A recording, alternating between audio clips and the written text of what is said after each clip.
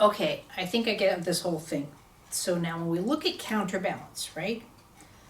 When I walk, right, I naturally have a counterbalance, correct? So I'm balancing through every part of my body this way, as well as this way, as well as within opposition to gravity. So we get that. So no matter how, if I'm forcing up this way or down this way, my system's going to counter. AFOs, this is what's been bugging me. It's not that they go into lift mode. What happens is it makes the person do an opposition and countering. So where I would normally walk like this, an AFO, see the difference? It's an opposition and the countering. The whole system has to go into a complete change in operation, which as an adult I can, because I can manipulate muscle function. A child cannot. So now we're asking a kid with CP to go into that extra miles of opposing. See, I can oppose, counter, oppose, all of this. So in a sense, when I'm doing this, as the floor waves, vibrates, or my foot changes, that's a natural counterbalance that I then can do a second in between, and then those functions go throughout my system. That can't be done with someone with special needs, but the key to that is within the eyes. The ticket that I think we're missing has to do with some kind of buoyancy law. So when I'm looking at eye function, and what's in that I'm interested in is in the center of the iris, all those little filaments.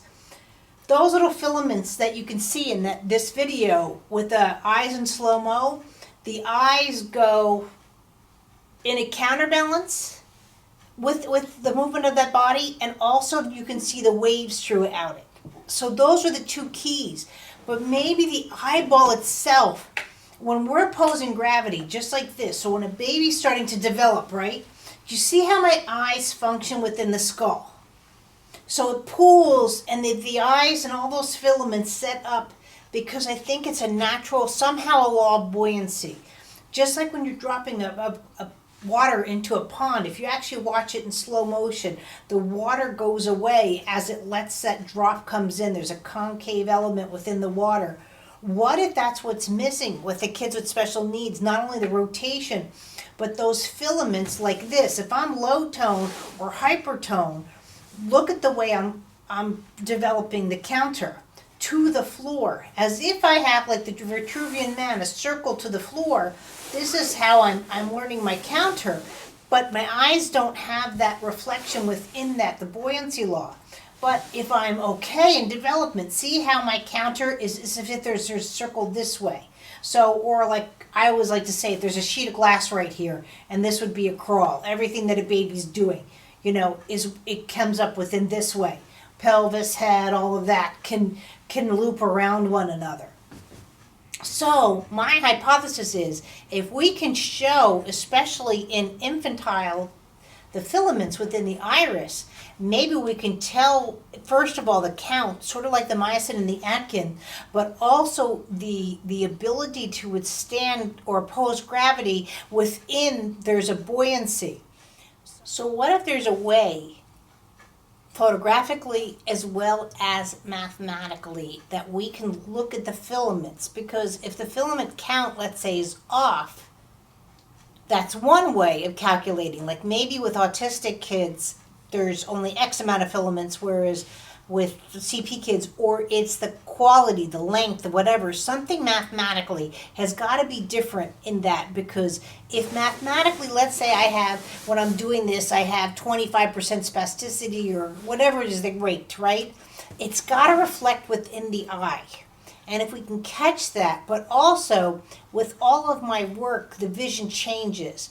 And I also believe as the quality of the iris function changes, those filaments, not so much the eyes itself, but I think those filaments are way overlooked as far as what it shows in the human body.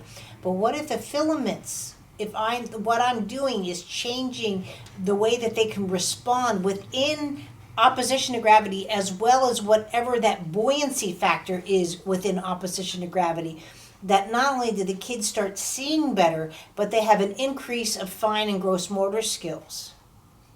So maybe it isn't, like I always say, if your sacrum's not, if you don't have acceleration within the sacrum, so if your sacrum's just going really slow, the hands are going to reflect that. So as if I can wag my tail and do all sorts of things in my sacrum, then I can do all sorts of things with the hands. So slow butt, you can't have a slow butt and have good fine motor skills. So that I know, right? But maybe if that's the secret is within the eyes. And if that's the case, then any doctor should be able to look into the eyes and be able to gauge where that system is within movement. And then that's why they get the medical base where I get the movement base. And then that could also lead into Alzheimer's and all sorts of dementias or slowing downs of the system or the body within any age range. So maybe it's the pressure we can check, but also, again, that buoyancy somehow can be checked as well. So those are the things that I'm looking for. From what I'm looking at, the only thing that people have looked at the iris for is for eye color. Go figure. But anyway, that's where I'm at with these thoughts. But I think it's huge, and I think I'm right. Well, I know I'm right. But I've got to get a camera to prove it. So I just try to film cameras with eye function with my camera to see if that works. I don't think it's going to work. I don't think it's macro enough.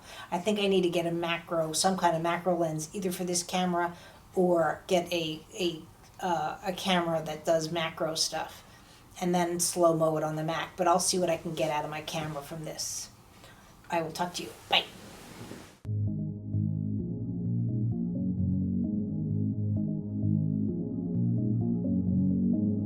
The Newborn Movement Assessment Guide is available at Amazon.com and at the newbornmovementassessment.com website.